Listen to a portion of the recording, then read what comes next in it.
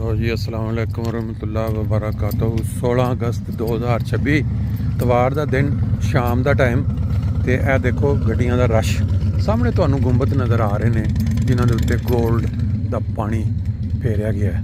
ये जड़ा ब्रैम्पटन का इलाका है कैनेडा का, ये एक गुरुद्वारा वे हो सकता इतने होर भी गुरुद्वारे होंगे, लेकिन ये जड़ा गुरुद्वारा वे साडे रस्ते च आया जांदे जांदे अज असी घोड़सवारी दे की नेज़ाबाजी का प्रोग्राम देख के जा रहे थे तो दो चीज़ां रस्ते दे विच आईयां, एक मित्रां दा डेरा ओला का वीलॉग तुहानूं दिखाया, एक है जिहड़ा गुरुद्वारा। हुण अंदर जाके देखते हैं कि इत्थे की इंतजामात ने। यह मेन सड़क है जी, तो उहदे उत्तों इस दे उत्ते नज़र पई तो असीं आके चलो चल के देख लैंदे आं।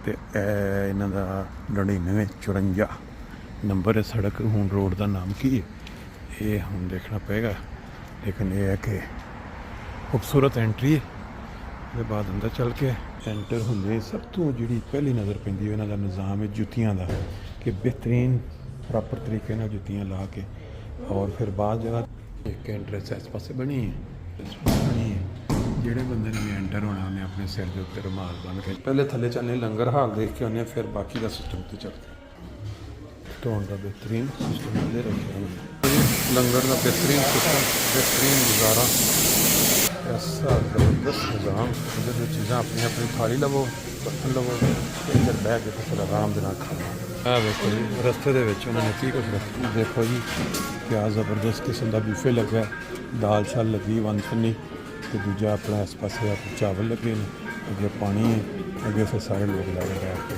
और इधर देखो कमाल किस्म का इंतजाम अंदर बड़े बड़े देगचे लाइव पक रहे हैं, कितनी ज़बरदस्त वैरायटी चावल ने, खीर एक दाल एक। हूँ अगे चलते हैं इधर आ देखो ज़बरदस्त किस्म की गर्मा गर्म रोटी आ रही नाल नाल, देखो खिदमत करने वाले भी मौजूद ने। लो जी देखो ये तकरीबन आधा घंटे से हम देख रहे हैं ये मंजर सारा, लोग आ रहे हैं जा रहे हैं खा रहे हैं पी रहे हैं। लो जी रोटी खाने के बाद नाल जोड़ा इधर सिस्टम सफाई का वो भी नाल चल रहा है, लोग इतने रखते जा रहे ट्रेवां, तो अगे जोड़े सेवा करने वाले लोग ने नालों नाल उन्होंने साफ करते जा रहे हैं, और ये भी फ्राई भी लिख जिन्होंने कहते हैं अपनी मर्जी नाल अपने आप को पेश किया लोगों ने। लो जी अज गुरुद्वारे दे विच असीं पहला स्टार्ट किया इत्थे खाना, इन्हां दा लंगर का निज़ाम, ते लंगर के निज़ाम के मुतलक जो ना जी वो असीं इन्होंने को थोड़ा जिहा मालूमात देवांगे। यह खिदमत करने ने जी, यह देखो तुसीं निज़ाम है रोटी का। लो जी तुसीं ना थोड़ा सानू ना अपना तुसां ये दसना है कि तुहानू अपना किन्ने साल हो गए खिदमत करदे हैं इत्थे? 3 साल हो गए। 3 साल तो इतने किवें तुहाडा ख्याल आया कि मैं इत्थे खिदमत करां? होंदी कोई बस बेटा सीगा जी, वो कहना जाना कनेडा देखना, मैं ਉਹਦੇ ਨਾਲ ਆ ਗਿਆ ਸੀ बेटे। अच्छा ਤੇ ਤੁਸੀਂ 3 ਸਾਲ ਤੇ ਇੱਥੇ ਆਏ ਤੇ ਉਦੋਂ ਦੇ ਇੱਥੇ ਆਂਦੇ ਹੋ ਰੈਗੂਲਰ ਤੇ ਉੱਥੇ ਵੀ ਕਰਦੇ ਸੀਗੇ ਜਾ ਕੇ? ਤੁਸੀਂ ਪਤਾ ਮੈਂ ਉੱਥੇ ਰਾਹ ਤੋਂ ਸਾਸਾਂ ਕੇ ਬਿਆਹ ਸੀ ਉੱਥੇ। ਅੱਛਾ ਤੇ ਇਹ ਜਿਹੜੀ ਤੁਸੀਂ ਖਿਦਮਤ ਕਰਦੇ ਹੋ ਇਹਦੇ ਪਿੱਛੇ ਕੀ ਕਿਰਦਾਰ ਹੈ, ਮਤਲਬ ਕੀ ਸੋਚ ਕੇ ਜਾਂ ਕਿਵੇਂ ਤੁਸੀਂ ਸਿੱਖਦੇ? ਸੰਗਤ ਚ ਲਾਉਂਦੀ ਭਾਜੀ ਸਾਰੇ। ਅੱਛਾ ਠੀਕ ਹੈ, ਤੇ ਇਹ ਸਾਰੇ ਜਿੰਨੇ ਤੁਹਾਡੇ ਬੱਚੇ ਜਿੰਨੇ ਵੀ ਕਰਨ ਦੇ ਇਹ ਸਾਰੇ ਇੰਜ ਹੀ ਆਪਣਾ ਸਾਰੀ ਸੇਵਾ ਕਰਦੇ ਆ, ਤੋਂ ਟਾਈਮ ਦਿੰਦੇ ਆ ਕਿ ਮੈਂ ਫਲਾਣੇ ਟਾਈਮ ਇੰਨੇ ਤੋਂ ਇੰਨੇ ਵਜੇ ਆਵਾਂਗਾ, ਇੰਨੇ ਵੇ ਕੰਮ ਕਰਾਂਗਾ, ਫਿਰ ਉਹ ਸਾਰੇ ਵੰਡੇ ਜਾਂਦੇ ਆ? ਹਾਂਜੀ ਜਿੱਦਾਂ ਮੈਂ ਹੁਣ ਉਹਨਾਂ 7 ਵਜੇ 6:30 7:30 ਆਉਣਾ। ਅੱਛਾ 4 ਵਜੇ ਮੈਂ ਕੰਮ ਤੋਂ ਆਉਣਾ।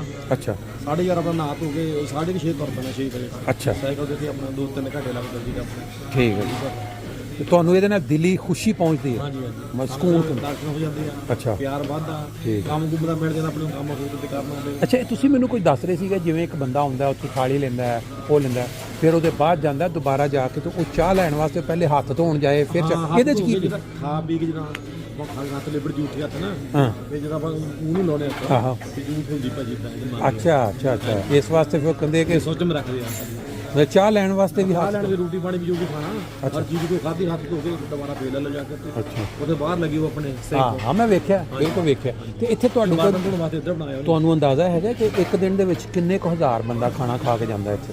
ਕੁਝ ਮੋਟਾ ਅੰਦਾਜ਼ਾ? ਭਾਈ ਜਿੱਦਾਂ ਵਿਆਹ ਸ਼ਾਦੀ ਹੁੰਦੀ 1000 ਬੰਦਾ ਵੀ ਹੋ ਜਾਂਦਾ। 1000 ਬੰਦਾ ਹੋ ਜਾਂਦਾ? ਹਾਂਜੀ ਠੀਕ ਹੈ ਚਲੋ ਬਹੁਤ ਅੱਛੀ ਗੱਲ ਹੈ ਜੀ। ਤੇ ਆਪਣਾ ਇਹ 2-2 3-3 ਵੀ ਵਿਆਹ ਹੁੰਦੇ ਆ, ਇਹਦਾ ਨਾਮ ਤੱਕ ਵੀ ਲੈਣਾ। ਇਹ ਗੁਰਦੁਆਰੇ ਦਾ ਨਾਂ ਕੀ ਹੈ ਭਲਾ? ਗੁਰੂ ਨਾਨਕ ਸਰ ਠਾਠ, ਗੁਰੂ ਨਾਨਕ ਸਰ ਠਾਠ ਗੁਰਦੁਆਰਾ। ਅੱਛਾ ਠੀਕ ਹੈ ਚਲੋ ਜੀ ਬਹੁਤ ਮਿਹਰਬਾਨੀ ਸਾਡੇ ਵਾਸਤੇ ਕੰਮ ਮਾਲੂਮਾਤ ਚ ਇਜ਼ਾਫਾ ਹੋ ਗਿਆ। ਪ੍ਰਦੀਪ ਸਿੰਘ ਆ। ਅੱਛਾ ਚਲੋ ਮਿਹਰਬਾਨੀ ਜਨਾਬ। Thank you. ਦੇਖੋ ਜੀ ਇਹ ਸਾਰੇ ਲੋਕੀ ਜਿਹੜੇ ਆ ਕੇ ਨਾ ਸੰਗਤ ਕਹਿੰਦੇ ਇਹਨੂੰ ਉਹ ਦੇ ਜਾਂਦੇ ਨੇ ਆਪਣਾ ਡੋਨੇਸ਼ਨ और माल इंज भरिया है कि रोजाना दी तब जिन्ना मर्जी पकाओ।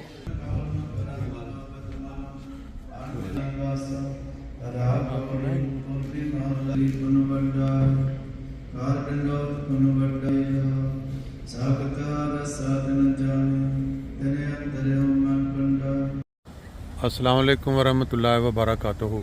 आज 16 अगस्त 2026 है और मैं आज मुख्तलिफ़ जगहों से होता हुआ जब यहाँ से गुज़र रहा था तो मेरी नज़र इस बड़े से मुजस्मे, जिसको ये मेरा ख्याल है हिंदुओं का कोई मंदिर है, जिसके बाहर उन्होंने इतना बड़ा मुजस्मा लगाया हुआ है, हनुमान या क्या ये कहते होंगे, मेरे तो बाकी कुछ झंडे हैं सामने।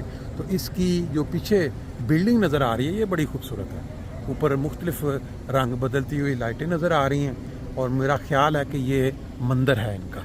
और अभी हम इसके अंदर जाएंगे, जाके थोड़ा अंदर से भी देखेंगे कि अंदर से ये कैसा लग रहा है। लेकिन बाहर सड़क से जब नज़र पड़ती है, ये कनाडा है, कनाडा टोरंटो।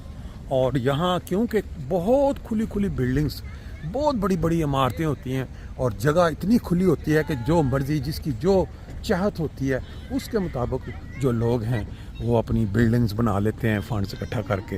तो ये देखें, गोरे लोग भी जो हैं गालबन यहाँ आते हैं देखने के लिए। ये श्री राम, जय श्री राम ये लिखा हुआ है और हिंदी में भी कुछ लिखा हुआ है इधर। और इसकी जो तीन, वो जिस तरह मिस्र में जाके एहराम में मिस्र नज़र आते हैं ना, इसी तरह पे तकरीबन इन्होंने ये वाली बिल्डिंग के ऊपर वो जो जिस तरह मीनार होते हैं मस्जिद पे या मंदिर के ऊपर इन्होंने इस तरह का इसको बना दिया। अभी अंदर चल के देखते हैं ज़रा कि अंदर क्या अंदर है।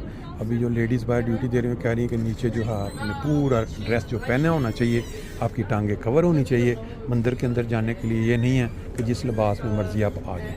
अभी ये मैं सामने आपको वो भी दिखा दूँ, वो देखें वहाँ भी एक है सामने मुजस्मा। अभी हमने वहाँ पर एक गुरुद्वारा देखा था, वहाँ जूतियाँ उतारने का इंतज़ाम, और यहाँ भी देख सकते हैं कि इन्होंने जूतियाँ उतारने का इंतज़ाम जो है बड़ा प्रॉपर रखा हुआ है। मिक्स लोग जो हैं वो इस तरह अपना अपना फैमिलीज के साथ आ रहे हैं जूतियाँ उतार के। जान देखते हैं अंदर चल के। लिखा हुआ है मेन गेट प्रोपोज्ड व्यू। मेरा ख्याल है ये मंदिर का जो बैरूनी मंदिर है दिन के वक्त जो नज़र आ रहा होगा वो होगा।